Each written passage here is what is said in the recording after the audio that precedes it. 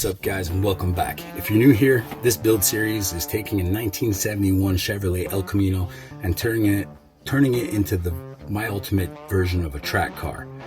It's ideally going to be a drift machine, but I'm definitely going to do a lot of lapping with it too, a lot of road racing, a lot of different stuff. It's just the idea, it's basically a party car. It's going to be a good, fun thing to beat around on that's going to look cool. Almost inspired by the Unicorn, but we're rear-wheel drive and just nasty. So in today's video, I'm doing the back window, making some gussets kind of deal, something to cover up that roll cage a little bit and making it really easy to put a nice plexiglass window in it. I'm going plexiglass in the back because, again, it's a race car, lexan, whatever the case may be. And the piece that I'm making here, the idea is to seal up the roll cage, making sure no debris, no smoke or anything else can get in it. And at the same time, put that windshield in the back, and I'm making it so the windshield will be, or the back windscreen, whatever you want to call it, is going to be just square and nice and easy to cut, easy to put in with some urethane, whatever the case may be. But simplicity is the idea. Keep things simple. It'll work good. In the last video, I did the bottom part of the cab, sealed it off, boxed it off, put some beads in it, made it look good. Now we're just moving up the body now and doing the top half of the cab. So I took the cardboard. As you can see here, I'm putting a little pressure on it. I've been working already, so my hands are good and dirty. As soon as I put pressure on that line, it's going to leave a little dirt mark on my hand, so I can easily go over it with a marker and make sure that it's a nice, good, easy to read line. Then I'm going to use this cardboard stencil. I'm going to cut it up a bit, make sure it all fits really nice before I transfer it over to metal, and that way I'll know how I have to put the holes for the cage, where everything's going to be, where it's going to line up. Because the cage is coming through on a pretty big angle, it's really tough to just straight up cut a hole in it. You don't just cut a round hole and get away with that. I have to kind of feel my way around it and see if it works. I'm sure there's an easier, better solution that somebody knows how to do it. And if there is, please don't be shy. Throw that in the comment section, because this was a pain in the ass. I wouldn't want to do it again. I'd like to find a better solution for this. I'm sure there's one. My stencil here, I'm cutting about an inch away from that stock bar, giving the flat stock a little bit of place on the end. That way I can weld this panel to it and still have enough room to be able to mount the back window. When you mount a window or something, you want it to be good, flat, straight, and clean. So I'm hoping that this is going to work out really well.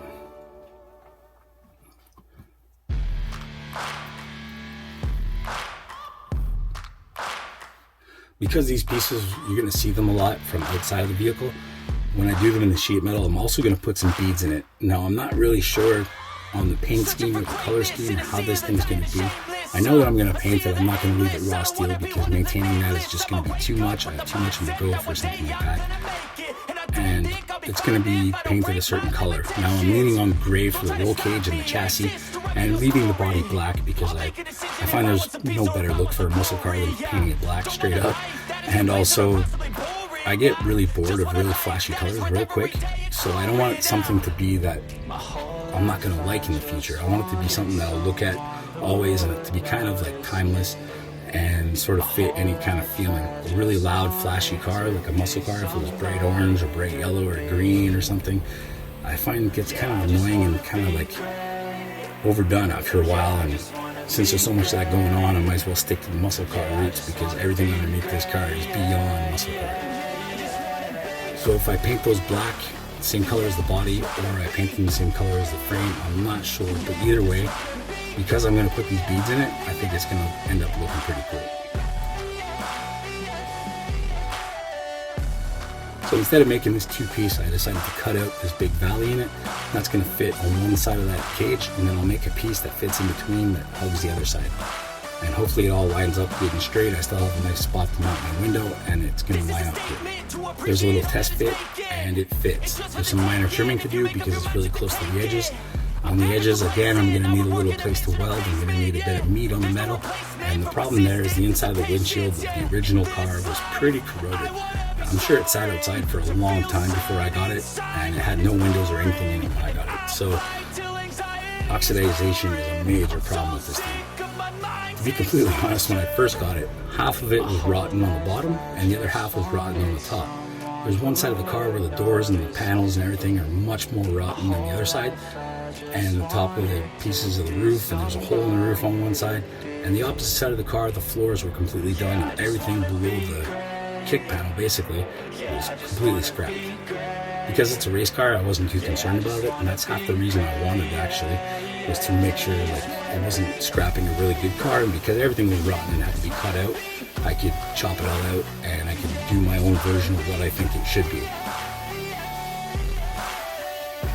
That was a great thing for the experience, for learning, for doing what I wanted to do. But on the other hand, I bit off way more than I can chew, like way more. I thought this project would have been done a long time ago, and it's going way past the due dates that I thought it would be. It makes it kind of long, because I thought that I would have been back on the track by now. I haven't been. We've all been in lockdown for a long time, so the tracks were mostly closed, but now they're starting to open back up again. And I don't have anything on the road right now that's track worthier that I should bring to the track, and that would be responsible of me to bring to the track. So I have to get this thing done. I have a long road ahead of me. I don't know how long it's going to take, but every day something like this is moving forward. Even if it's not a big deal, it's not a big thing, I try to make sure that I always keep moving forward with something, because eventually all those little somethings will turn into something big. Like I mentioned, it's a very visible part, so I want to make sure it looks good. I put these beads in it. Again, with the lines, bead rolling is much tougher than it looks. So if you don't have lines to follow where you're going and you're just using like different guidelines on the sides, it's really hard to get your lines to connect. And if you don't connect the line on a bead when you're doing a shape like this, it looks terrible, it looks goofy, it looks like really cheap. So the idea here is to make it all line up good. The other problem is those black lines. I always try to make the line so that it's on the bottom, it's on the part of the steel that I don't have to look at, because if I do decide to leave it raw steel and clean it up, or just wipe off the dust kind of deal, I don't want those big ugly lines and I have to clean those off. It's permanent marker, I don't mess around, so it's going to be a real pain in the ass later on. I always try to design it like that. I've done a few panels where I didn't do it like that, and it looks pretty bad. There you can see I had to go ahead with that little spot welding deal again, which is also a pain in the ass, but if you just stick at it one little shot at a time, you eventually get it done.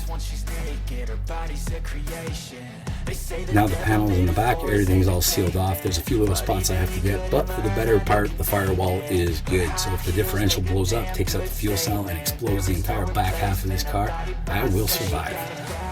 Hopefully. So that's going to be it for this video, guys. If you're new here and you like what you see, like, comment, subscribe. If you've been watching for a long time and you haven't already, subscribe. It helps this channel out. This is, by the time this project's done, it's the last hurrah. I'll decide if I keep going on YouTube. So do that thing and check it out, boys. See you next time. If you can't fix what you're